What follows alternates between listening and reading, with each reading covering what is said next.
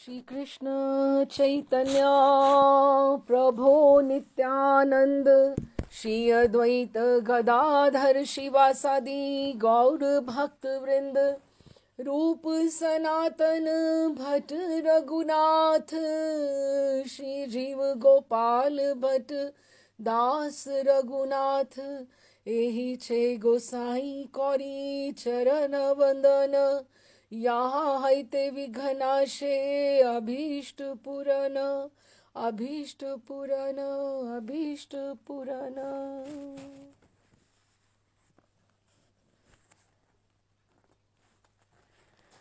तो हम लोग कल बात कर रहे थे कि जो केस प्रभुपाद का उधर प्रभुपाद और रामेश्वरम बात कर रहे थे कि अमेरिका में न्यूयॉर्क में किस तरह से किसी माता पिता ने अपने ऊपर अपना क्रुद्ध होकर कि उनके बच्चों का ब्रेन वॉशिंग हो रही है उन्होंने किया और प्रभुपाद उनको हर बात का जवाब दे रहे थे। तो वो बंबई में था इंसिडेंट। अब हम भुवनेश्वर में हैं। 1 मास के बाद प्रभुपाद के सचिव के रूप में रामेश्वर स्वामी के स्थान पर एक अन्य जीबीसी व्यक्ति सत्य स्वरूप दास गोस्वामी, जिन्होंने ये ग्रंथ लिखा है वो, क्योंकि 1 महीने के अंतराल में प्रभुपाद के जो सेक्रेटरीज थे बदलते रहते थे ताकि सबको एक चांस मिले प्रभुपाद के पास समीप्य उनका रहने के लिए, उनकी सेवा करने के लिए, उनसे प्रशिक्षण, उनसे पर्सनल ट्रेनिंग गाइडेंस लेने के लिए। तो सत्य स्वरूप दास गोस्वामी 1 मास के लिए आ गए। एक दिन संध्या समय उनके कमरे में बैठे हुए सत्य स्वरूप दास ने प्रभुपाद से पूछा, जब मैं पहल यहाँ आया था तो रामेश्वर महाराज ने बताया कि आप ये बता रहे थे कि किस तरह कृष्ण भावनामृत का संयुक्त राज्य में विकास होगा, किंतु मैं वैसा दृश्य प्राप्त करने में अपने आप को असमर्थ पा रहा हूँ कि अभी उधर हम ज्यादा नहीं हो रहा, सेंटर जितने खुल गए हैं उतना ही हो गया है, क्योंकि अभी इतना एकदम से एक्सपेंशन नहीं हो रही है। प्रभुपाद ने कहा, ये सच है, लेकिन हम ये भी सोचें कि हमने अभी अभी जड़ें जमाई हैं, अभी अभी सब जगह पर बीजारोपण हुआ है, बढ़ेगा, धीरे धीरे सब बढ़ेगा। तुम्हें सींचकर इसकी रक्षा करनी है। आप सब जो जीबीसीज हो, अपने अपने सेंटर में आपको वहां पर सबको कार्य करना है, तभी तुम फल पा सकते हो। तुम्हें इसे सुरक्षा प्रदान करनी होगी, लोगों को हमारे विषय में हमारी पुस्तकों के माध्यम से बताना चाहिए और हमें पुस्तकों की बात करनी चाहिए, क्योंकि बिगनिंग में प्रभुपाद का जो ज्यादा समय था अमेरिका में ही निकल रहा था, जैसे लॉस एंजलिस, सैन फ्रांसिस्को और न्यूयॉर्क में एकदम से अपलिफ्टमेंट हुई थी, एकदम से प्रोग्रेशन आया था, लेकिन और सेंटर में अभी भक्त इतने एकदम से नहीं बढ़ रहे हैं। वो थोड़ा थोड़ा कहते कि अभी बीजारोपण हुआ है, आगे बढ़ेगा, आप सबको इसकी संभाल करनी पड़ेगी। हाँ, तो प्रभुपाद ने कहा, तो ऐसा रातों रात नहीं होगा। श्रील प्रभुपाद बोले, ये सब धीरे धीरे बढ़ेगा, सब में बीज है, बीज को अंकुरित होने में, उसकी संभाल करने में समय लगता है। अब प्रत्येक घर में और अधिक पुस्तकें पहुंचाकर हमें इसकी रक्षा करनी चाहिए। तो प्रभुपाद पुनः उन्होंने कहा, न्यूयॉर्क न्यायालय में अभी आजकल क्या चल रहा है, वो वही केस की जो बात की। उन्होंने कहा, उनसे भी कहो कि वो लोग हमारी पुस्तकें पढ़े, उनको, क्योंकि यही हमारा बयान है कि जो हम उन्हें कहना चाहते हैं अपनी किताबों में हमने लिख दिया है, जो हमें वहां पर जो खड़े होकर उन्होंने हमारी स्टेटमेंट लेनी है, जो हम कहना चाहते हैं हमारी बुक्स में पहले ही लिखा हुआ है। हमारा बचाव उसमें यह है कि तुम पहले हमारी सारी पुस्तकें पढ़ लो और तुम तब अपना फैसला दो। इसे समाप्त करने के बाद अपना फैसला आप सुना सकते हो, उन्हें हमारी सारी की सारी पुस्तकें दे दो। प्रभुपाद इस विचार से कि नया न्यायाधीश जो जज भी है वो वकील उनकी सारी पुस्तकें पढ़े, एकदम से प्रसन्न हो उठे, उत्तेजित हो उठे, कि कितना अच्छा होगा कि वहां पर भी सारी की सारी कृष्ण की बातें होंगी कोर्ट में। वे अत्यंत गंभीर उठे और भक्तों से बारंबार कहा कि हाँ, वे अधिकारियों से कहें कि वे इन पुस्तकों को कानूनी साक्ष्य के रूप में पढ़ें, कानूनी एक गवाही देने के बयान के हिसाब से वहां पर पढ़ें। वे बोले, कृष्ण कहते हैं, सर्वधर्मान परित्यज्य, कि सब धर्म त्याग कर मेरी शरण में आओ, सबका परित्याग कर दो। और अब ये प्रश्न उठ सकता है, हम उनकी शरण में क्यों जाएं? तब तुम ये दलील दे सकते हो कि 3 साल के लिए ऐसा करो तो सारी बात तुम्हें स्पष्ट हो जाएगी कि ईश्वर क्या है, सृष्टि क्या है और तुम्हारी स्थिति क्या है, कि तुम्हें उनकी शरण में क्यों जाना चाहिए इत्यादि। तुम्हारा क्या विचार है सत्य स्वरूप? सत्य स्वरूप ने कहा, जी हमें चाहिए कि अधिकाधिक पुस्तकों का प्रचार करें। मैं न्यूयॉर्क पत्र लिखकर उन्हें इस विषय के ऊपर बल देने के लिए कह दूंगा। प्रभुपाद ने कहा, उन्हें कहना सारी पुस्तकों को कचहरी में लेकर जाओ। एक बार कलकत्ते में श्री घोष नामक के एक बहुत बड़े वकील थे। एक बार वे एक मुकदमे में बहस के लिए तमाम किताबें वहां पर कचहरी में ले गए। न्यायाधीश उनके मित्र थे, अतः उन्होंने मीठी चुटकी ली, अरे घोष, तुम तो पूरी अपनी लाइब्रेरी उठा लाए हो। श्री घोष ने उत्तर दिया, हाँ हजूर, आप सबको कानून सिखाने के लिए लेकर आया हूँ। प्रभुपाद जोर से हंसे और फिर सुझाया, दोहराया, हाँ हजूर, हम आपको कानून सिखाएंगे इस तरह से कि हमारे बयान क्या है। हम भी अपने जो सारी की सारी किताबें हैं वहां लेकर जाएंगे। प्रभुपाद चाहते थे कि उनके शिष्य भी न्यूयॉर्क के मुकदमे में इसी तर्क का प्रयोग करें। यदि न्यायाधीश इतराज करें और कहें, क्या आप इतनी सारी पुस्तकें मुझे परेशान करने के लिए लेकर आए हो, तो भक्तों को उत्तर देना चाहिए। प्रभुपाद अपने आप ही उनकी तरफ से क्वेश्चन बोल रहे हैं और अपनी तरफ से आंसर दे रहे हैं और उनको सब समझा रहे हैं, प्रिपेयर कर रहे हैं, और कहते हैं कि अगर वो ऐसा कहेंगे तो आप भक्तों को उत्तर देना चाहिए। आपको हमारा बयान सुनना पड़ेगा, भले ही इसको सुनने में आपको 12 वर्ष भी लग जाए, किंतु आपको सुनना पड़ेगा, क्योंकि यही कानून है कि जो जिसके ऊपर एलिगेशन होता है वो जो कहना उसको है उसको तो सुनना ही पड़ेगा ना। ऐसा करना कठिन लग रहा था, किंतु भक्त जानते थे कि उन्हें ऐसा ही करना पड़ेगा। ये प्रभुपाद का विशेष आदेश था इस मुकदमे के विषय में। प्रभुपाद ने कहा, हमें कहना होगा कि हमने मस्तिष्क धुलाई करने का प्रयत्न कभी नहीं किया, कि हमने कभी ब्रेन वॉशिंग के लिए कभी किसी का प्रयास नहीं किया। हमने तो शास्त्र या प्रमाण के अनुसार उनको समझाया है। हमने कोई चीज नई नहीं बनाई, गढ़ी नहीं है।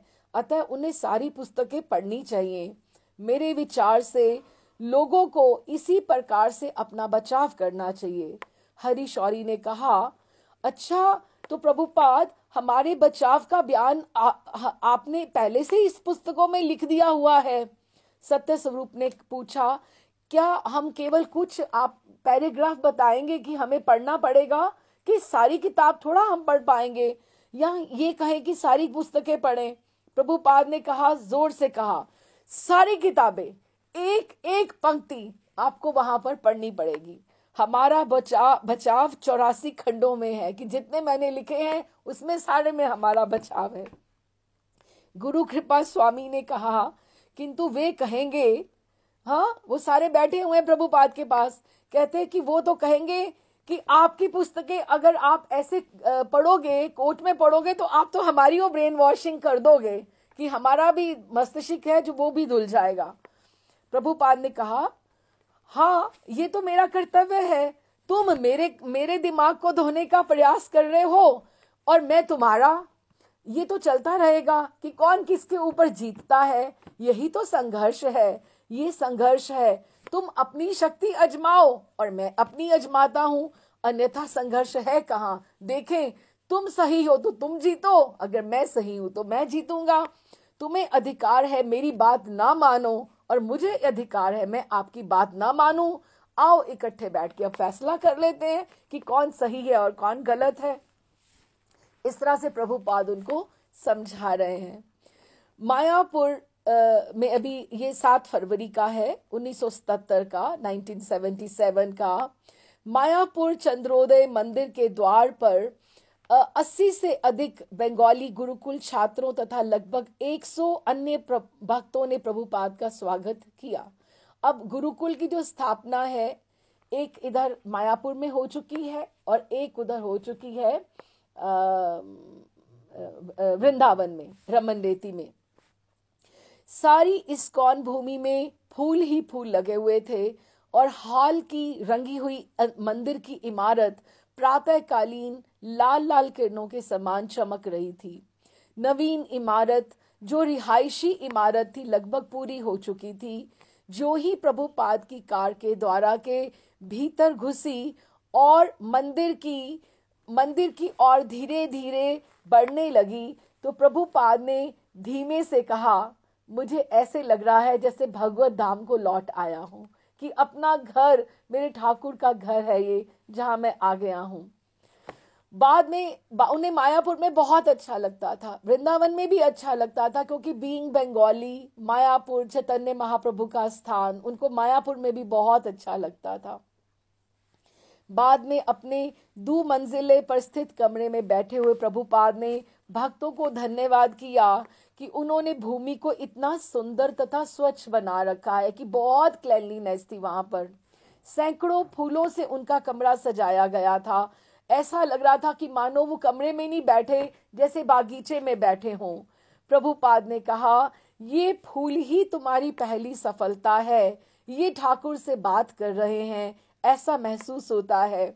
वे अपने प्रिय मायापुर के वातावरण में रहकर विशेष आनंद तथा संतोष का अनुभव करते हुए वहीं बैठ गए। उन्होंने कहा, कृष्ण की सेवा के लिए यदि कोई भी योजना प्रस्तुत करो तो वे अत्यंत प्रसन्न होते हैं। हमें कृष्ण की सेवा के लिए कुछ फूल चाहिए तो वे फूल देते हैं। हमें हर वस्तु कृष्ण के लिए चाहिए, अपने इंद्रिय सुख के लिए नहीं। बाद में प्रभुपाद इस नई इमारत को देखने गए, जो पश्चिम बंगाल की सबसे लंबी इमारत थी। जय पताका स्वामी ने बताया कि ये 700 फुट से भी लंबी थी। जब भी उसके जो गैलरीज थी वो इतनी लंबी थी, 700 फुट से भी ज्यादा अधिक लंबी थी। श्रील प्रभुपाद ने कहा, ये तो रेलगाड़ी की तरह लग रही है। उन्होंने एक एक करके सारे कमरों का निरीक्षण किया और कहते रहे, जो अतिथि घर थे, और कहते रहे कि उत्सव के पूर्व इन्हें तैयार हो जाना चाहिए, क्योंकि फरवरी है, मार्च में गौर पूर्णिमा आएगी, तो फिर सारे के सारे भक्त लोग इकट्ठे होंगे, तो इन्हें तैयार हो जाना चाहिए। बरामदे में टहलते हुए कहा, ये तो 5th एवेन्यू की तरह लग रहा है, कि जैसे लेन्स में से लेन्स निकल रही हैं, ऐसे लग रहा है। अगले कुछ दिन शांति से बीते। वे सैकड़ों गमलों में लगे पौधों के बीच छत पर सुबह देर तक मालिश कराते और धूप में बैठे रहते। उन्हें वहां पे बहुत अच्छा लगता। एक दिन कमरे के बाहर जो अपने बालकनी में रेलिंग पर झुककर वो नीचे के मैदान को देख रहे थे, जिसमें एक स्त्री भगवान की पूजा के लिए फूल तोड़ रही थी। अब देखो आचार्य का दृष्टिकोण है, बात कितनी छोटी सी है कि प्रभुपाद ऊपर रेलिंग से देख रहे हैं अपने रूम में से, और बाहर बाग में कोई जन ठाकुर जी की सेवा के लिए फूल तोड़ रहा है, स्त्री। तो प्रभुपाद ने कहा, देखो ये मंदिर है, यहाँ सदैव कुछ ना कुछ चलता रहता है, और अपने द्वारा तोड़े गए हर फूल के साथ ये जो स्त्री भक्ता है, अपने आध्यात्मिक जीवन में एक पग आगे बढ़ा रही है, और इसे पता भी नहीं है कि हम देखो वो इतनी सुंदर बात कर रहे हैं कि जैसे ही हम भगवान के लिए एक फूल, एक पुष्प तोड़ते हैं, तो हमारा एक कदम ठाकुर की तरफ आगे बढ़ जाता है। हम तुलसी अर्पण करते हैं, हम एक और कदम बढ़ा लेते हैं। हम सेवा करते हैं, उनको स्नान कराते हैं, उन्हें पोशाक पहनाते हैं, उन्हें उनका श्रृंगार करते हैं, उनके लिए फूल मालाएं बनाते हैं, उनके लिए भोग बनाते हैं, उनका हर चीज का ध्यान रखने की कोशिश करते हैं, उन्हें शयन, उनका उत्थापन, उनके लिए जो भी हम कार्य करते हैं, ये हम अपने आध्यात्मिक पथ पर ना जाने अननोइंगली एक अपने स्वभाव के हिसाब से हम एक एक कदम आगे बढ़ाते जा रहे हैं। हम अपना रास्ता उनके प्रति हम तय कर रहे हैं। अब देखो ना, आप किसी के लिए कुछ भी करो, थोड़ा सा कुछ करते हो तो वो क्या आपको जाया कर देता है। आप किसी, जैसे कोई मजदूर ही हो तो सुबह सुबह कोई जैसे कंस्ट्रक्शन कोई कंपनी है, मजदूर सवेरे से काम कर रहा है तो शाम को उसका पसीना भी सूखने से पहले उसको उस समय उसकी डेली वेजेस दे दी जाती है। तो त्रिलोकीनाथ जो स्वामी है, जिसके लिए आप दिन भर सेवा करते रहे हो या आप करते जा रहे हो, तो क्या आपको लगता है कि वो उसने आपने ही केवल उससे रिश्ता बांधा है, उसने आपके साथ कोई संबंध नहीं बांधा है। एक एक तुलसी अर्पण जब आप नरसिंह भगवान पे करते हो, आप ठाकुर जी के, भगवान कृष्ण के चरणों में, राधा रमन जी के चरणों में आप अर्पण करते हो, एक एक तुलसी के साथ, तुलसी भक्ति की देवी की में आप जब जल अर्पण करते हो तो एक दिन जल चढ़ाने में ही आपको तुलसी वृंदा देवी आपको कितनी भक्ति प्रदान कर देती है। हमें नहीं पता लगता, लेकिन हम भक्ति की तरफ एक एक पग आगे बढ़ाते जाते हैं। ठाकुर के साथ हमारा संबंध मजबूत होता जाता है। अपने आध्यात्मिक जीवन में एक पग आगे बढ़ा चुकी होती है। प्रभुपाद विशेष रूप से चाहते थे कि मायापुर चंद्रोदय मंदिर का सदैव विस्तार और सुधार होता रहे। उन्हें बालकनी से बाहर देखना, वहां रौनक, कैसे अतिथि आ रहे हैं, भक्त क्या कार्य कर रहे हैं और नई नई योजनाओं का प्रकट होना बहुत अच्छा लग रहा था। किंतु प्रभुपाद की अस्वस्थता वहां भी बनी रही। एक दिन जब उनके सेवक ने पूछा, आपको कैसा लग रहा है प्रभुपाद, तो उन्होंने उत्तर दिया, बहुत खराब। किंतु किसी दिन ये सुबह का यही बहुत खराब शाम तक बहुत अच्छा हो जाता, उनका एकदम मूड बहुत अच्छा हो जाता। भक्तगण प्रभुपाद की बीमारी को भौतिक दृष्टि से नहीं देखते थे, किंतु वे चिंतित थे। वर्षों से कई बार वे ऐसे स्वास्थ्य संकट से गुजर चुके थे और भक्तगण जानते थे कि चाहे ये बीमारियां दिव्य हैं, उनका संचालन कृष्ण के द्वारा हो रहा है। लेकिन 1974 में जब वे वृंदावन में पूरी तरह से बीमार हुए थे तो उन्होंने कहा था कि चूंकि उनके शिष्य कृष्ण भावना अमृत के विधि विधानों का ठीक से पालन नहीं करते, इसीलिए वे बीमार हैं। और ये भी सत्य है कि प्रभुपाद या कोई और गुरु, क्योंकि ये देखिए, जब दीक्षा होती है तो गुरु आपके ऊपर आपकी जिम्मेदारी ओढ़ लेता है, जिम्मेदारी आपको ले लेता है कि मुझे इस जीव को पार लेकर जाना है। इसीलिए इस्कॉन में लेटर्स की परंपरा है, सहमति की परंपरा है, एकदम से कोई दीक्षा नहीं दे देता है। और भी आचार्य, हमारे भी आचार्य एकदम से जल्दी से दीक्षा नहीं देते हैं। पहले आपका श्रद्धा, विश्वास, कितना आप परिपक्व स्थिति में हो, आपका क्या है, तभी आपको दीक्षा देते हैं। नहीं तो क्या होता है, उस जीव के अपराधों का जो भार है वो गुरु के ऊपर आता है और गुरु अस्वस्थ होता है। आपने बहुत बार देखा होगा कि ये संत लोग जो हैं, ये आखिरी स्टेजेस में जाकर अस्वस्थ हो जाते हैं। अब जय पताका महाराज कितना अच्छा से वो, कितने हम देर से मायापुर में उन्हें दर्शन कर रहे हैं, इसमें ग्रंथ में उनके बारे में पढ़ रहे हैं, कितनी उन्होंने सेवा करी, लेकिन कितने वो अस्वस्थ हैं अभी। क्यों? क्योंकि कुछ ना कुछ ऐसा हुआ है जो शिष्यों का भार उनके ऊपर आ जाता है। जब हम अपना दायित्व अच्छे से नहीं निभाते तो गुरु को हमारा अपराध लग जाता है, क्योंकि उनकी जिम्मेदारी हो जाती है। तो यही बात प्रभुपाद कह रहे हैं, क्योंकि शिष्य कृष्ण भावना अमृत के विधि विधानों को ठीक से पालन नहीं करते, इसीलिए ही वे बीमार हो जाते हैं। उनके शिष्य जानते थे कि यदि वे चाहते कि प्रभुपाद का स्वास्थ्य ठीक रहे तो उन्हें उनके आदेशों का कठोरता से पालन करना होगा। वे तो आपदाओं को बुलाते ही रहेंगे, नहीं तो अगर वो कर्तव्यनिष्ठ नहीं है, क्योंकि प्रभुपाद ने जब दीक्षा भी दी, उनके पास इतना मैन पावर की उनको जरूरत थी। उनको एकदम से सबको, उनको पहले ही पता था कि अगर मैं 10 को भी दीक्षा दूंगा तो 6 आगे जाएंगे, 4 जरूर गिरेंगे। इस तरह से तो वो ये कह रहे हैं कि हम अपने गुरु के लिए आपदाओं को बुलाते ही रहेंगे कि अगर हम अपनी माला पूरी नहीं कर रहे, अगर हम अपना फर्ज पूरा नहीं कर रहे, तो हमारे गुरु बीमार ही रहेंगे, अस्वस्थ रहेंगे।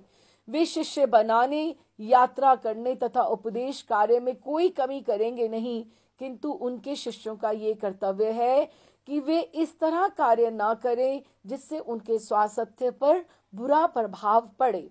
अधिकांश भक्तगण यही सोचते हैं कि प्रभुपाद जल्द ही स्वास्थ्य लाभ कर लेंगे, और प्रभुपाद स्वयं स्वास्थ्य की परवाह ना करते हुए कृष्ण भावनामृत आंदोलन के प्रचार में लीन रहते। इसीलिए कहा जाता है कि जो दीक्षा होती है आपके जीवन का एक बहुत बड़ा टर्निंग पॉइंट है। It's like a second birth in your life.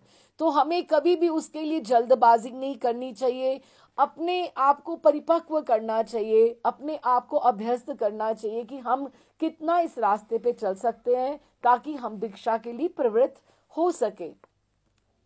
Mayapur पहुंचने के कुछ दिन के बाद शील प्रभुपाद अपने गुरुभाई भक्ति रक्षक श्रीधर महाराज का आश्रम देखने कार और नाव के द्वारा नवद्वीप गए। उनका भी गुरु भाई का भी उनका वही पास में ही था।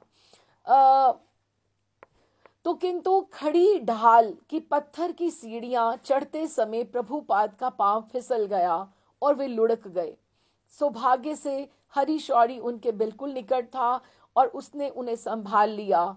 2 सप्ताह के भीतर प्रभुपाद का ये पांव दूसरी बार ट्विस्ट हुआ था। दूसरी बार प्रभुपाद लुढ़के थे। दोनों बार वे सक्रिय रूप से धर्म उपदेश में लग रहे थे और दोनों ही बार जो कुछ हुआ था उसका उल्लेख किए बिना वे अपने मार्ग पर अग्रसर होते जा रहे थे। एक दिन प्रातःकाल नाश्ता करने के बाद प्रभुपाद अपनी बालकनी से मायापुर की भूमि की ओर देख रहे थे। हरि शौरी की ओर मुड़कर बोले, यदि मैं इस समय मर जाऊं तो कोई बात नहीं, मैं प्रसन्न हूं कि सब अच्छे ढंग से हो रहा है। प्रभुपाद ये ऐसा बहुत सोचा करते थे कि मैंने कितना काम कर लिया है और कितना मेरा बाकी है। अपने आप को वो इंट्रोस्पेक्शन करते थे। कहते, मैंने हर काम के लिए नींव डाल दी है, फाउंडेशन मैंने डाल दी है, सेंटर खुल गए हैं, प्रोजेक्ट्स हो रहे हैं, सब अच्छे से, गुरुकुल मंदिर सब अच्छे से चल रहा है। यदि वे लोग मेरे द्वारा परिवर्तित सारे कार्यक्रमों को सही सही चलाते रहे तो सब कुछ ठीक हो जाएगा। ऐसी बातें सुनकर हरि शौरी बहुत विचलित हो गया कि प्रभुपाद ऐसे क्यों बातें कर रहे हैं। अवाक रह गया।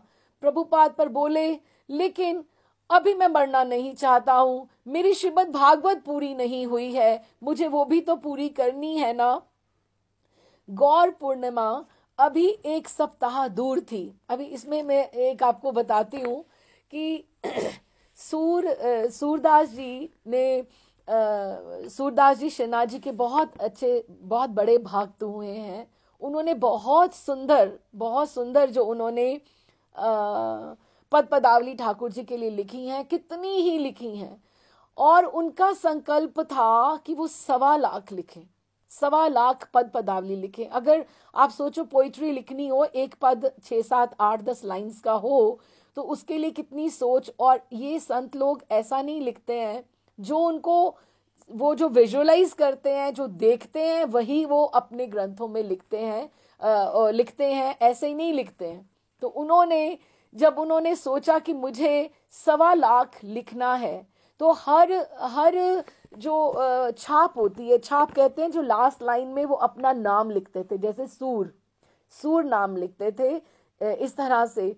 लेकिन वो अस्वस्थ रहना शुरू हो गए, तो तकरीबन उनका 96-97,000 तक, इतना अभी 1 लाख भी नाम नहीं, 1 लाख भी पद नहीं हुए थे उनके। तो अस्वस्थ हो गए और उनका समय आ गया।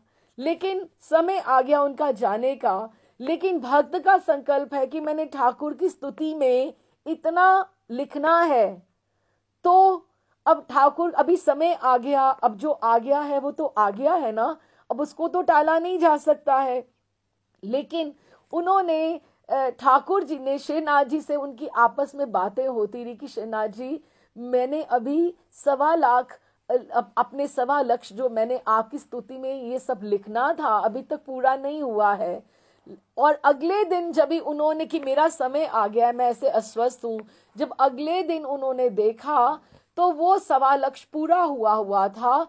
और जो ये बाकी के 25,000 जो वो हैं पद हैं, उसके ऊपर आखिरी में सूर श्याम की जो है वो छाप लगी हुई है। सूर नाम नहीं लिखा हुआ, सूर श्याम लिखा हुआ है, क्योंकि उनका समय आ गया था, उन्हें जाना था। लेकिन भक्त को देखो, प्रारब्ध को तो नहीं, वो भक्त का वो उन्होंने टाला उसको, लेकिन उनका संकल्प उन्होंने स्वयं बैठ के पूरा कर दिया कि अपनी सुंदरता में हम कहें या वैसे कहें, सूरदास जी का बहुत सुंदर साहित्य है। 1.25 पद लिखने कोई छोटी बात नहीं है इस तरह से। लेकिन जो भक्त का संकल्प होता है, अलग अलग तरह से भक्तों के संकल्प के बारे में इस तरह से बहुत सी कथाएं आती हैं।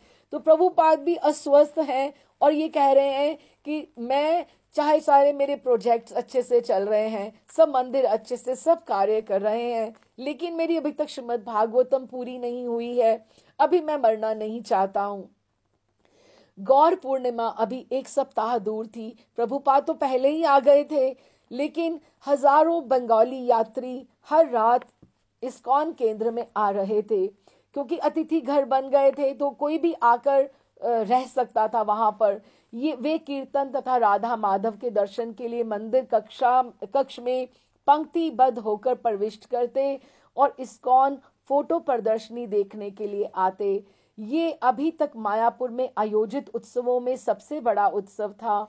अमेरिका के विरोध के बावजूद भगवान चैतन्य का आंदोलन विश्व को संकीर्तन की तरंगों से अप्लावित कर रहा था कि संकीर्तन इतना अच्छा जा रहा था, और प्रत्येक महाद्वीप से 500 से अधिक भक्तों का ये मेला इसका सशक्त प्रमाण था कि कृष्ण भावनामृत आंदोलन का स्वस्थ विकास हो रहा है, कि इट्स बीइंग स्प्रेडेड, प्रचार हो रहा है, कोई इस तरह से कुछ रुका नहीं है। रामेश्वर स्वामी प्रभुपाद की पुस्तकों की सर्वोच्च संख्या में उत्पादन की खबर लेकर आए थे मायापुर में।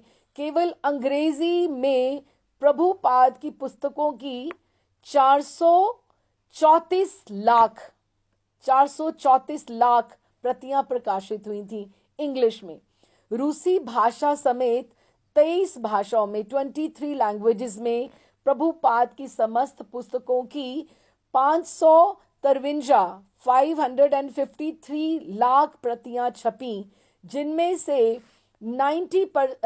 से 70% से अधिक का वितरण पहले ही हो चुका था। ये उन्होंने आकर ये उनको समाचार दिया। रामेश्वर ने श्रील प्रभुपाद को श्रीमद् भागवत के 9वें स्कंद भाग 1 की एक प्रति लाकर भेंट की, जो अभी अभी प्रेस से छपकर आई थी। तो प्रभुपाद को रामेश्वर का आना, क्योंकि वो उनकी बुक डिस्ट्रीब्यूशन के बारे में, पब्लिकेशन के बारे में इतने शुभ समाचार, मंगल समाचार लेकर आते थे कि प्रभुपाद एकदम से स्वस्थ हो जाते थे। उनको और उत्साह आ जाता था कि मैं और लिखूं और प्रचार कार्य कर पाऊं। राधा वल्लभ ने सूचना दी थी कि भगवत गीता यथारूप का अगला संस्करण, हाँ जी, तो राधा वल्लभ ने सूचना दी थी, क्योंकि राधा वल्लभ और रामेश्वर दोनों पब्लिकेशन में हैं, प्रेस में। तो उसे उन्होंने कहा कि प्रभुपाद की भगवत गीता जो यथारूप है, ज्यों की त्यों का अगला संस्करण इतना विशाल होगा। तो राधा वल्लभ जी कहने लगे कि भगवत गीता यथारूप का जो अगला संस्करण इतना बड़ा, इतना विशाल होगा कि इसे छापने के लिए जो आवश्यक कागज होगा वो 76 रेलगाड़ी के जो डिब्बे होंगे उसमें लेकर आना पड़ेगा। 76 जो रेलवे कोचेस होते हैं, उनके डब्बे होते हैं, उसमें कागज इतना ज्यादा वो आएगा। इस संख्या की जब बात करी राधा वल्लभ ने, तो प्रभुपाद तथा अन्य भक्तगण इतना हंसे कि किस तरह से होगा कि इतनी भगवत गीता छपने वाली है। प्रभुपाद ने भक्तों को कठिन परिश्रम के लिए बहुत बहुत आशीर्वाद और धन्यवाद दिया। उन्होंने कहा ये मेरे गुरु महाराज का आशीर्वाद है, उनकी यही इच्छा थी और चूंकि हम उसे पूरा कर रहे हैं अतः वे हम सबों को आशीर्वाद दे रहे हैं। श्रील प्रभुपाद सक्रिय बने रहे, वे भक्तों को प्रोत्साहित करते, लिखते रहते, धर्म उपदेश देते रहते, किंतु जब तमाम भक्त आ गए तो प्रभुपाद पुनः बीमार पड़ गए। उनका व्यस्त कार्यक्रम भार रूप लगने लगा, किंतु वे माने नहीं। जीबीसी व्यक्तियों ने अपनी 3 दिन की जो वार्षिक बैठक प्रारंभ की, जो वो एनुअली जो मिलते थे 3 दिन की जो थी, और हर शाम को वे प्रभुपाद से मिलते, क्योंकि वो प्रभुपाद उनकी मॉर्निंग की मीटिंग में नहीं होते थे उपस्थित। वे उनके प्रस्ताव सुनते और कतिपय उसको संशोधन करके उनको स्वीकृति दे देते। जो मीटिंग्स में जो डिसाइड करते उसको प्रभुपाद सुनते, जो इम्पोर्टेंट जो बातें होती। जीबीसी की सूची में अंतिम प्रस्ताव था कि प्रभुपाद के स्वास्थ्य को देखते हुए समस्त इस्कॉन मंदिर 24 घंटे का कीर्तन करें कि प्रभुपाद के स्वास्थ्य को लाभ मिले। भक्तों ने 1974 में जब प्रभुपाद बीमार थे ऐसे ही किया था। जब प्रभुपाद ने ये प्रस्ताव सुना तो कहा ठीक है, क्योंकि कीर्तन ही समस्त रोगों की एकमात्र औषधि है, अवश्य किया जाए, क्योंकि मैं भी अपने ग्रंथ पूरे करना चाहता हूँ। लगभग 2 सप्ताह के बाद, जबकि श्रील प्रभुपाद मायापुर में ही थे, तो न्यूयॉर्क के न्यायालय का निर्णय टाइम्स ऑफ इंडिया के प्रमुख पृष्ठ पर प्रकाशित हुआ। इसे प्राप्त करने के तुरंत बाद तमाल कृष्ण उसकी एक प्रति प्रभुपाद के कमरे में लेकर आए और उनके आग्रह पर जोर से पढ़कर सुनाया। ये बहुत बड़ा पैराग्राफ है, लेकिन मैं उसका मेन जिस्ट जो है वो मैं पढ़ रही हूँ। वॉशिंगटन 17 मार्च। कल न्यूयॉर्क उच्च न्यायालय के न्यायमूर्ति मैजिस्ट्रेट ने हरे कृष्ण आंदोलन को वैध धर्म करार दे दिया है। प्रभुपाद इस्कॉन केस जीत गए हैं और उसके विरोधी अधिकारियों के तर्क को निरस्त कर दिया, जिन्होंने इस आंदोलन पर 2 आरोप लगाए थे कि वो अवैध हमारे बच्चों को रखते हैं तथा जानबूझकर वो अपहरण करते हैं और उनकी मस्तिष्क की धुलाई करते हैं, उनका ब्रेन वॉशिंग करते हैं। कि ये उन्होंने कहा है कि वो अपनी निष्ठा से, श्रद्धा से, क्योंकि वो एडल्ट्स हैं और अपने जीवन का लक्ष्य ढूंढकर वो वहां पर रहना चाहते हैं और कार्य करते हैं। ये आरोप एक क्रोधित माता पिता की ओर से लगाया गया था कि उनके पुत्र तथा एक अन्य शिष्य को इस आंदोलन में अवैध रूप से पकड़कर उनके ब्रेन वॉशिंग की जा रही थी। न्यायमूर्ति ने आरोपों को निरस्त करते हुए कहा, सारे उन्होंने बर्खास्त कर दिए कि कोई भी अपराध वो जो है एलिगेशन सच्ची नहीं है। कि उन्होंने कहा कि न्यायालय के समक्ष आधारभूत मामला ये है कि क्या इस मामले के दोनों अपराधी तथा पैरवी करने वालों की अपनी रुचि का धर्म मानने दिया जाए, कि वो एडल्ट्स हैं और उन्हें अपनी रुचि का, जिसमें उनको अच्छा लगता है, कि जीवन उनका है, कि वो डिसाइड करें कि वो क्या कर सकते हैं, उन्हें किस तरह से रहना है। तो उन्होंने कहा उनको धर्म मानने की पूरी आज्ञा है और इसका उत्तर पॉजिटिव ही होगा, क्योंकि अगर आप उनको वापस ले भी जाएंगे तो वो जो करना चाहते हैं जीवन में नहीं कर पाएंगे। जो उनके लिए अच्छा है उन्हें करने देना, उनको इतनी फ्रीडम दी जानी चाहिए। न्यायमूर्ति जॉन लीही ने कहा, हरे कृष्ण आंदोलन जो है एक लीगल रिलीजन है, वैध धर्म है, जिसकी जड़ें आज नहीं, क्रिश्चियनिटी से भी बहुत साल पहले, भारत में हजारों वर्षों पूर्व से पहले जमी हुई हैं और इसका सबको सम्मान करना चाहिए। अभी और भी बहुत सारे उन्होंने बताए हैं, लेकिन हम आगे चलते हैं, क्योंकि उनका मेन था कि ये जो और उन्होंने ये भी कहा कि हरे कृष्ण आंदोलन पर कई वर्ग के लोगों ने दबाव डाला है, अतः इस निर्णय से ये जो हमने अभी ये डिसीजन दे दिया है कि ये आशा की जाती है कि अब और कोई भी इसके ऊपर इस तरह की बातें नहीं उठाएगा, नहीं तो उसको रादर पनिश किया जाएगा जो इस रिलीजन के ऊपर आगे आके एलिगेशन लगाएगा। तो ये एकदम से एक बहुत बड़ी विक्ट्री हुई प्रभुपाद ने इस्कॉन की, उन्होंने अपनी आंखों से देखी। शील प्रभुपाद बहुत प्रसन्न हुए। उन्होंने कहा, अब मेरा उद्देश्य सफल हुआ। मैं 1965 में वहां गया था, अब 12 वर्ष में इसको मान्यता मिल रही है कि लीगली उन्होंने प्रूव कर दिया है कि इसकी फ्रीडम इनको मिलनी चाहिए। मैं अकेले सड़कों पर अपनी किताबें लिए इधर उधर मारा फिरता था कि कोई पढ़ ले इसको, कोई मेरी बात सुने। किसी ने परवाह नहीं की, लेकिन कृष्ण सदा से आश्चर्यजनक रहे हैं। वे सर्वशक्तिमान हैं और कोई भी आश्चर्य कर सकते हैं। देखो, समय तो लगा, लेकिन इतने समय में उन्होंने कितना कुछ कृष्ण भगवान ने कर दिया। शील प्रभुपाद न्यायमूर्ति के निर्णय की प्रशंसा करते रहे। वे कहते रहे कि उन्हें डर था कि मुकदमे में 14 वर्ष अगर लग गए, उन्होंने हमारी 12 वर्ष तक तो हमारी किताबें ही पढ़ लेनी है, तो 14 वर्ष लग गए, तो ये तो इतना अच्छा हुआ, 14 घंटे भी नहीं लगे और उन्होंने फैसला भी सुना दिया। देखो कृष्ण कितने विलक्षण है कि मैंने अपनी आंखों से उनकी बातें सारी देख भी ली और सुन भी ली। मार्च 22, 1977, हम मेन 1977 के ही एक महीने के में जनवरी में प्रभुपाद कहाँ थे? रामेश्वर के साथ। फरवरी में मायापुर में, भुवनेश्वर में है, और फिर हम मायापुर में गौर पूर्णिमा पे साथ साथ ही पूरे मंथ के हिसाब से 1977 में चल रहे हैं। मायापुर के वरिष्ठ भक्तों को लगा कि प्रभुपाद यात्रा करने के योग्य नहीं हैं, अतः उन्हें यहीं रहकर स्वास्थ्य लाभ करना चाहिए। इसके अतिरिक्त बंबई से प्राप्त समाचार परस्पर विरोधी थे। अब मायापुर से प्रभुपाद बॉम्बे जा रहे हैं। सुरभि स्वामी ने देखा कि अभी प्रभुपाद के कमरे पूरे नहीं बने, इसके लिए और समय चाहिए, अतः उसने प्रभुपाद को तार भेज दिया कि अभी आप कुछ दिन और रुक जावें मायापुर में।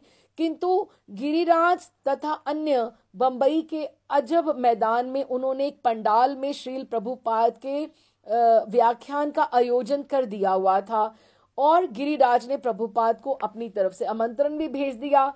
तो गिरिराज की बात और थी और सुरभि की बात और थी कि रहने की व्यवस्था भी पूरी तरह से नहीं है। तो प्रभुपाद ने इसे धर्म उपदेश का उपयुक्त अवसर समझकर जाने का निश्चय किया। उन्होंने अपने सचिव से कहा कि बंबई एक तार भेज दो, और तार गई। प्रभुपाद इतने बजे मंगलवार को पहुंच रहे हैं, कमरे जैसी भी अवस्था में है, बस तैयार मिले। किंतु जब प्रभुपाद बंबई पहुंचे तो इतने कमजोर थे कि वे हवाई जहाज की सीढ़ियां भी नीचे स्वयं उतर नहीं पा रहे थे। फलतः हवाई मार्ग के कर्मचारियों को उनको उतारने के लिए लिफ्ट का प्रबंध करना पड़ा। एक बार जब वे जमीन पर उतर कर आए तो कई भक्त चलने में उनकी सहायता करने लगे। यद्यपि वे दुर्बल थे, किंतु जब हवाई अड्डे पर भक्तों को प्रतीक्षारत देखा तो उनके मुखमंडल पर अपने आप मुस्कुराहट आ गई और सबको हाथ उठाकर उन्होंने आशीर्वाद दिया। हरे कृष्ण धाम में बड़ी धूमधाम थी, क्योंकि 200 लेबर जो थे, सुरभि तथा उनके सहायकों के निर्देशन में मंदिर होटल कॉम्प्लेक्स को तैयार करने में जो उसका अतिथिगृह था, अपने चातुर्य के प्रदर्शन में 200 लेबर लगी हुई है कि काम जल्दी होना चाहिए। 1 दर्जन लोग होटल की कंक्रीट की विशाल संरचना के आच्छादन हेतु लाल पत्थर के टुकड़े काट रहे थे। लगभग 50 संगमरमर का काम करने वाले अपने हथौड़ों से चिप्पियां हटाकर और अलंकृत जो पिलर्स थे और मंदिर के तोरण तैयार कर रहे थे। संग तराश तथा भीतरी भाग के कारीगर थिएटर इमारत में लगे हुए थे। यद्यपि अधिकांश कार्य समाप्त हो चुका था, फिर भी अभी थोड़ा थोड़ा मंदिर आधा अधूरा लग रहा था कि इतना काम हो रहा है, लेकिन फिर भी अभी पूरा तरह से कंप्लीट नहीं हुआ है। जब श्रील प्रभुपाद अपने हरे कृष्ण धाम के अपने सुंदर कमरों में घुसे तो ये कहा कि सुरभि स्वामी की कोई बराबरी नहीं कर सकता। संभवतः विश्व भर में मेरे रहने के लिए ऐसा स्थान नहीं होगा। उन्होंने फिर भी अप्रिशिएट किया कि सुरभि ने बहुत अच्छे से मेरे कमरे तैयार कराए हैं। लॉस एंजलिस तथा न्यूयॉर्क बहुत बड़े नगर हैं और लंदन भी और पेरिस भी, किंतु कोई इस तरह का आरामदेह राजसी कमरे मुझे प्रदान नहीं कर सकते जहां मुझे यहाँ आकर अच्छा लग रहा है। अपने कार्यों के लिए एक कमरे की व्यवस्था की जाने पर श्रील प्रभुपाद ने कहा ये कमरा वैसा ही है कि वो बताना चाहते थे कि this is very comfortable place for me, उनको अप्रिशिएट करना चाहते थे। हालांकि ऐसी बात नहीं भी थी। कह रहे हैं प्रभुपाद ये कमरा वैसा ही है जैसे राधा दामोदर मंदिर में मेरा कमरा था। हालांकि वो कमरा तो बहुत छोटा था, लेकिन मेरा कमरा था। इसके एक कोने पर मैं लिखता था, दूसरे में बैठता था और तीसरे में प्रसाद लेता था। ये तुलना बिल्कुल बेमेल थी कि आपस में बातें मिलती नहीं थी, लेकिन सुरभि को सांत्वना देने के लिए और प्रशंसा करने के लिए प्रभुपाद ने कहा कि आई एम वेरी कंफर्टेबल, कि उसको नहीं लगना चाहिए इस तरह से, क्योंकि राधा दामोदर मंदिर का कमरा तो एक छोटी सी कोठरी था। फिर भी प्रभुपाद इसे उससे संबंध दिखा रहे थे कि कहाँ वृंदावन की शुरुआत और कहाँ बंबई का ये चरम काल। स्थान चाहे जो भी हो, पर प्रभुपाद वही व्यक्ति थे। वो उतनी ही विनय पूर्वक प्रसाद ग्रहण करते, अपनी पुस्तकें लिखते और कृष्ण भावनामृत के प्रसार हेतु योजना बना रहे थे। काम वो वही कर रहे थे जो राधा दामोदर में करते हैं, लॉस एंजलिस में करते हैं, या वो बंबई में बैठ के कर रहे हैं। प्रभुपाद के रूटीन्स, उनके सब कुछ वो एक सर से एक लाइन से पंक्तिबद्ध चलते थे। श्रील प्रभुपाद ने अपने कई शिष्यों से तथा डॉक्टर शर्मा से बंबई में अपने दैनंदिन कार्य की चर्चा की। उन्होंने कहा कि वे सप्ताह में रविवार के दिन केवल नीचे उतरकर आकर भाषण दिया करेंगे, कि मैं रोज नीचे नीचे सबको आकर नहीं मिल सकता। वो अकेले रहना चाहते थे। वे विशिष्ट अवसरों पर अतिथियों से मिला करेंगे, किंतु ऐसा कम ही करेंगे। उन्होंने कहा सामान्यतः लोग दर्शन के लिए चले आते हैं और मुझसे पूछते हैं आप कैसे हैं, आपको कैसा लगता है। इस तरह हर एक व्यक्ति मेरा आधे घंटे का समय ले लेता है। अतः इस प्रकार समय गंवाने से क्या लाभ है। आप कैसे हैं, सभी जानते हैं कि मैं ठीक हूं। इस तरह से वैसे भी हमें हमेशा ये सोचना चाहिए कि जो संतों का समय होता है वो बहुत कीमती होता है। अब हम लोग भी माला करें, जैसे हमारी माला कम हो जाए एक दिन में, तो हमें लगता है ना कि आज हमारा समय कहाँ एक ज्यादा कहाँ कम ज्यादा हो गया कि हम अपना नियम नहीं पूरा कर पाए आज। या अभी देखो ना, संतों का अपना अपना एक समय रहता है। हमें उनसे बेतुके क्वेश्चंस जाकर, या अपनी मटेरियल भौतिकवाद, जैसे कई लोग जाते हैं हमारा काम नहीं चल रहा, हमारा ये नहीं हो रहा है, मुझे ये घर की ये परेशानी है। मतलब ये संतों के साथ ये बातें करने वाली नहीं होती हैं। उनसे अपनी भक्ति में आने वाले विघ्नों के बारे में बात करो, या उनसे ठाकुर की चर्चा करो जिनसे उनको भी प्रसन्नता हो। वो जो सब कुछ त्याग के, सब कुछ भौतिकवादी जो चीजें हैं, उनको घर गृहस्थी को सब त्याग कर तो वो बैठे हैं भजन के लिए, और हम उनको बात करें। अब बूढ़े लोग कभी कभी ऐसे आ जाते हैं, मेरे बेटी की शादी नहीं हुई, उसका ये हो रहा है, उसका वो हो रहा है। तो इस तरह से संतों का समय इस तरह से नहीं लेना चाहिए।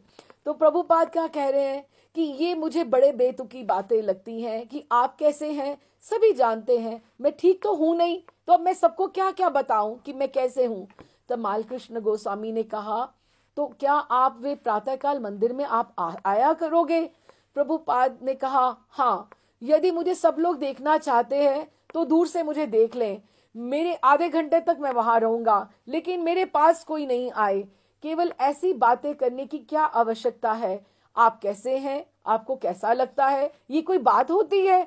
किसी को मेरे से पूछने की क्या जरूरत है। गर्ग मुनि स्वामी ने कहा हाँ, हर कोई प्रभुपाद से क्यों पूछे, इसके बजाय तो आप नीचे आई ना, अपनी कुछ ना, इसके बजाय अगर वो जो अतिथि आते हैं प्रभुपाद से ना बात करके कम से कम कुछ पुस्तकें भी तो दुकान पर जाकर खरीद सकते हैं, कि इससे अच्छा भी हो जाएगा। प्रभुपाद ने कहा हाँ, सिर हिलाते हुए, हाँ ये समय का दुरुपयोग है, मैं इसे बंद करना चाहता हूँ, मुझे ये बातें बिल्कुल अच्छी नहीं लगती। आप कैसे हैं, ये भी कोई प्रश्न होता है। मैं समय तथा शक्ति बचाकर अपना पुस्तक लेखन कर सकता हूँ।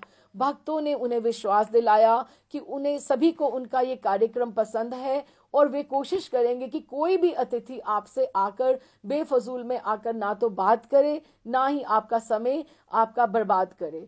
और वे दशम स्कंद का कार्य प्रारंभ कर दें तो सबको प्रसन्नता होगी कि नवम स्कंद तो अब हो गया, रामेश्वर लेके आए हैं, तो अब दशम स्कंद का प्रभुपाद को शुरू करना चाहिए। प्रभुपाद ने घोषणा की कि अगर आप सब मुझे कोऑपरेट करेंगे तो शायद मैं आज से ही दशम स्कंद शुरू कर दूंगा। अब मुझे बहुत अच्छा स्थान और पूरी स्वतंत्रता मिली हुई है, अतः अब कोई कठिनाई नहीं होगी।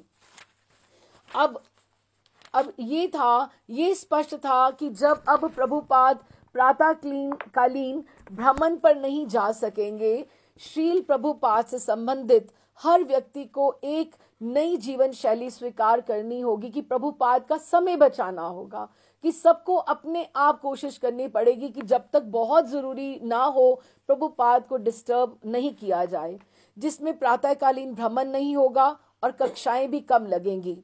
किसी ने सुझाया कि प्रभुपाद छत पर ही घूम लिया करें, लेकिन ये भी कठिन प्रतीत हो रहा था कि प्रभुपाद अब ज्यादा घूम नहीं सकते हैं। प्रभुपाद कुछ प्रबंध संबंधी कार्यों से बचने का प्रयास करते, जैसे कि बंबई के निर्माण कार्य में जो देरी का जो मसला था, ये प्रभुपाद को बड़ा अंदर से कचौटता था, लेकिन ऐसा हो ही नहीं पा रहा था। उन्हें काम चलते रहने की आवाज सुनाई पड़ती रहती, कभी कभी बहुत शोर भी होता, किंतु उन्हें सबसे बड़ी चिंता होती कि कार्य इतना धीरे क्यों हो रहा है, कि गति जो है, स्पीड जो है काम की इतनी धीरे। कल भी काम इतना ही दिखाई दे रहा था और आज भी उतना ही दिखाई दे रहा था। कभी कभी वे घंटों पहले तो मौन बैठे रहते अपने आप को कि मुझे किसी में इंटरफेयर करना ही नहीं है, और फिर अपने सेवक या सचिव से कहते कि तुम जाकर देखो कि ये काम इतनी देरी से क्यों हो रहा है, कि उनको ये चीजों की घबराहट होती थी भीतर से।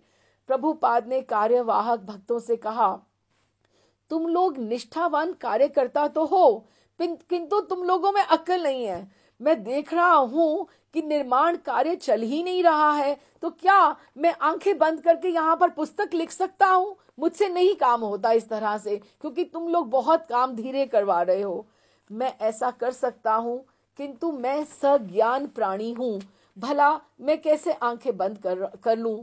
सभी लोग अपनी अपनी दुहाई देते हैं, पर श्रील प्रभुपाद का कोई नियत डॉक्टर भी नहीं था। समय समय पर एक कविराज आकर उन्हें देखते और दवा दे जाते, किंतु प्रभुपाद उसे गंभीरता से लेते भी ना। वे इन कविराजों को अधिक योग्य नहीं मानते थे, और यदि दवा थोड़ी कड़वी लगी और उसका बुरा प्रभाव पड़ा तो उसे अपने आप ही बंद कर देते थे। हर बात कृष्ण के अधीन थी, उसको डॉक्टर बदल नहीं सकता था।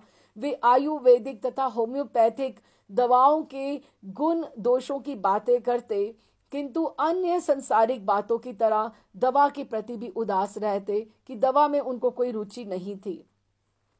दिन शांतिपूर्वक बीतते रहे।